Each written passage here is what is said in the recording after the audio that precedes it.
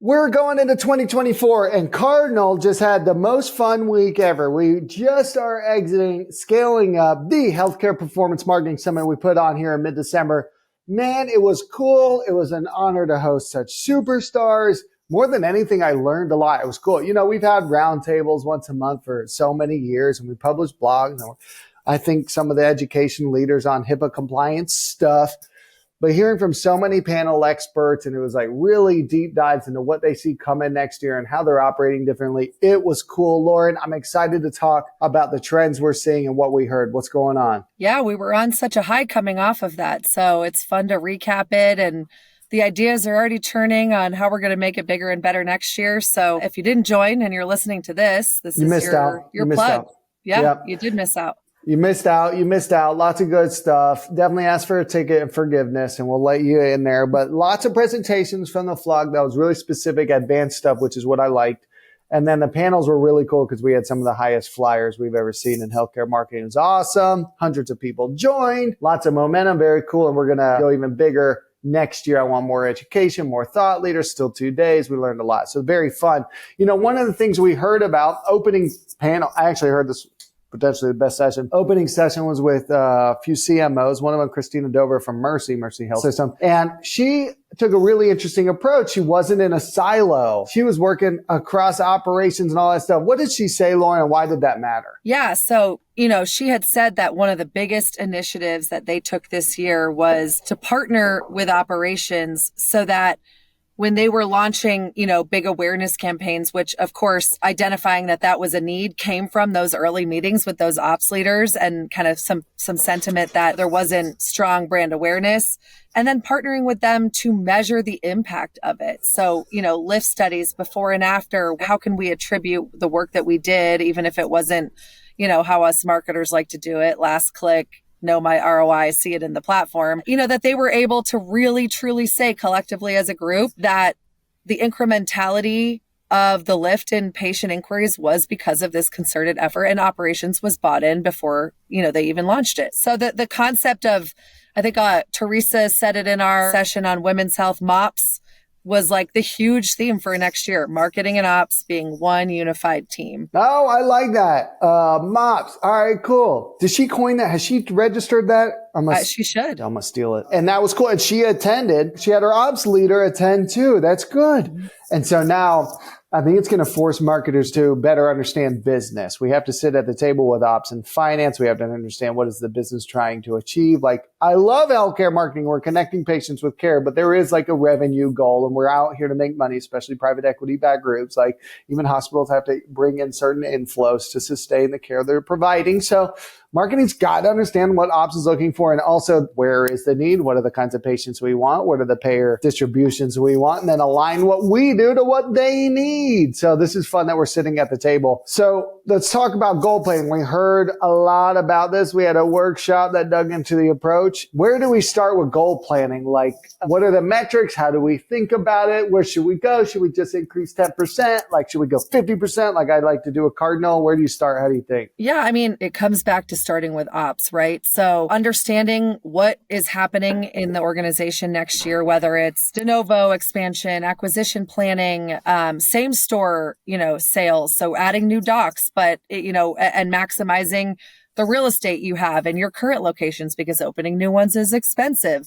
Getting with the team and understanding where they're going next year and what kind of the expectations are for capacity and doing a look back too on where did we not hit goals this year? Okay, what is our minimum viable step for next year is to try to get to that even point and then to grow beyond that. So it has to start there. We're looking at things like provider schedules and how busy were they and were there moments where we could have filled appointment slots, or were there certain types of patients that, we learned this year that if a patient enters our system through primary care instead of a different service line, then we actually get to work with them and have them as a patient for a longer life cycle. These are the types of nuggets of information that you need to set effective goals, figure out what you're going to spend your money and your time on. That should be the foundation of your plan for next year. I love that. It starts with ops and we have to see what the business needs. And then we start with the goals from there. And then we figure out what marketing does after. Let's talk about what marketing does to achieve said goals. We heard a lot about omni-channel, everything omni-channel, full funnel,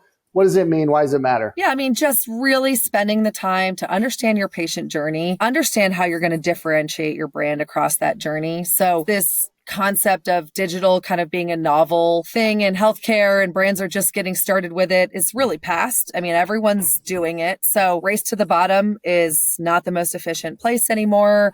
There's a ton of demand. I'm not saying don't get out there and capture it. That's the first thing you should do. But if you want to expand beyond that, if you don't want to be at the whim of this, Google CPCs forever, you've got to start building out a wider mix and a larger pool of assets. So that may be things like building your social media presence, and advertising on those channels, building brand equity through telling really great stories, hero stories, outcomes, providers, speaking directly to the work that they're doing, sharing those so that you have this brand equity built up in your communities and you're not just bidding on best orthopedic surgeon near me when someone is very, very far into their decision-making process. Yeah. With a lot of these healthcare decisions, they're made in a day, but influenced over 6 months. Yeah. And the story to the C-suite is, hey guys, the CPL, cost per booking, cost per lead, it's not going to look great for the first few months at any location, but we have to build the brand awareness because if we don't do these things, then your CPL will never look great because we will have no differentiated brand over anybody else and we're going to really struggle. So it's like marketing once again has to sit with ops and describe the picture. It may not be pretty for a while to build brand awareness, but we'll never get out of this if we don't. And the patient journey is complex. You mentioned that. And we heard from a number of marketing leaders, first thing they did when they took the job is market research, audio, some research focus groups. Then they met with the providers too, and they figured out, hey, what does this practice mean to you? Why do you think we're different? Why do you think we're better? A lot of good info can come from your providers. And then they built out patient journeys and all kinds of stuff based on the research that they did. They called it qual and quantitative and all that kind of fun stuff. But the patient journey is not simple anymore, and competitors know what the hell they are doing. So to differentiate, your brand's got to be better, messaging better, and value prop differentiated. Now, all of that fun stuff, omni-channel and full funnel, that's great. But a lot of the conversation was also about tech and analytics. 53% of healthcare marketers that took the poll said lead attribution and inability to demonstrate ROI was their top marketing challenge going into 2024. Why do you think that is, and what do people do about it, Lauren? Yeah, I mean, it's a combination of a few things. Maybe just simply the lack of technology to even tell you, what someone is doing when they get to your site or engage with you.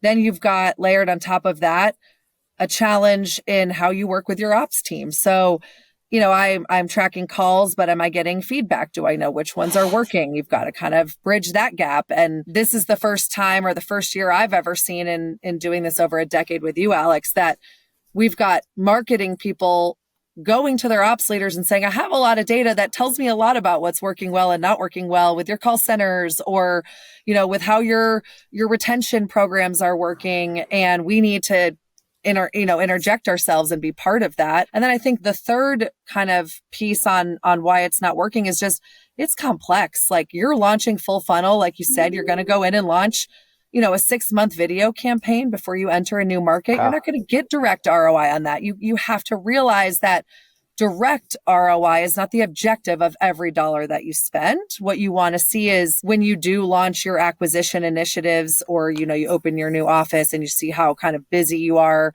that those things have paid off, but you're not going to be able to tie every dollar to it. You can't tie every dollar to it. I think what you have to say is like 6 to 12 months down the road, did our cost per booking come down at these locations? Is our volume coming up? Is our affinity very nice? Some of the tech that we heard constantly, Line, Patient Prism, and Voca Mixed Panel Heat for lead tracking and analytics, online booking, Next Patient, Next Health, ZocDoc, Yossi, CDP, Fresh Paint. We love our friends at Fresh Paint. They joined with Heartland Dental. That was really cool to hear from the biggest DSO. CRM, Salesforce, EinsteinBot, and MuleSoft.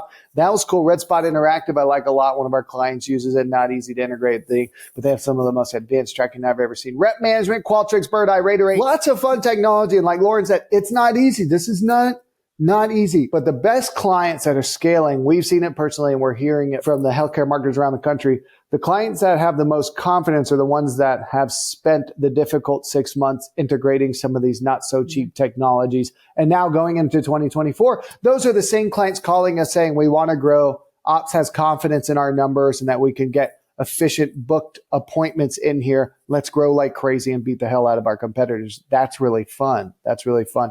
It takes investing in the right technology early. Can't be a cheapo anymore, mi amigos. All right, guys, we heard when we surveyed and we left a text box open there, what's the thing you wish you learned more about that we didn't provide enough information? It was all about HIPAA compliant marketing analytics and BI solutions. So woo-wee. Get ready. In 2024 in Q1, we're going to be launching workshops, system. We're going to get software vendors in here. We're going to do lots of little things and some big things so that you guys can get up to speed on what it means to market in the new pixelless world. What did we hear about AI, Lauren? Yeah, I mean, I think fundamentally, the people that are rejecting AI or afraid of it are the ones that are going to get left behind. It does not mean that you have to have an AI-driven marketing machine and you're just sitting back watching, right? That's not the suggestion. It is about using it strategically to get the busy work done that otherwise you would spend a lot of time, spend a lot of energy, spend a lot of money on. So we see people using it for things like call analysis. Patient Prism and Line both have this. Humans listening to every call and logging that information manually is ridiculous. AI telling you whether the outcome of that call was booked, not booked, reasons not booked. I mean, that is a great example of how you're going to save yourself a ton of time. Copywriting, basic copywriting. I'm not suggesting that you use AI to write your content. The inputs you put in are important. Get those from the providers. You still need to be clinically accurate. You need to understand your patient journey. But do you need to craft every single word in the sentence once you have all the right inputs? No, you don't. You can get that done in 30 seconds. So there's a lot of ways we see groups using AI. Some groups are testing some of those fun new creative tools. There's a lot you could be doing there, but find a way next year, if you are not, maybe it's transcribing your meeting notes, to try one or two new AI tools, see if you can get them to work for your organization. Yeah. I'm guilty. Maybe my job doesn't require it, but sometimes for LinkedIn posts, when I'm having a brain fart, I go in there and I say, give me some Monday motivation. Then it's like, put some emojis in there. I'm like, this is terrible. This is not how I talk. All right. So good. Lauren's right, though. There are cool things we need to do to get physicians working at top of license. All right, Lauren, in summary, you got 15 seconds. Wrap up our year and first steps for 24. 15 seconds. The clock is yours. Meet with your ops leaders. Figure out what the hell your goals are for next year. Get on the same page. Translate those into marketing goals. Get KPIs with your agency, your internal team, and march towards those. Do not lose sight. Tech stack. Look at your tech stack. If you are not compliant, start doing something about it. It's going to crack down even harder next year. Yep. And then lastly, I would say spend the time. This may be a year-long project, getting to know your patient and their journey, and invest in really figuring out how to speak to them and how you're going to be different. I love it. As she did it in 15 seconds. Along with patient journey, full funnel advertising, you got to be good at creative. Find a good agency or start building the muscle through Upwork or internal, guys. Lots of fun stuff you're going to have to learn. Marketers, you got to be tech wizards. You got to understand legalese. You got to understand the business KPIs. Let's go get our MBAs next year. Lauren, thanks for joining us on Ignite. See y'all next year.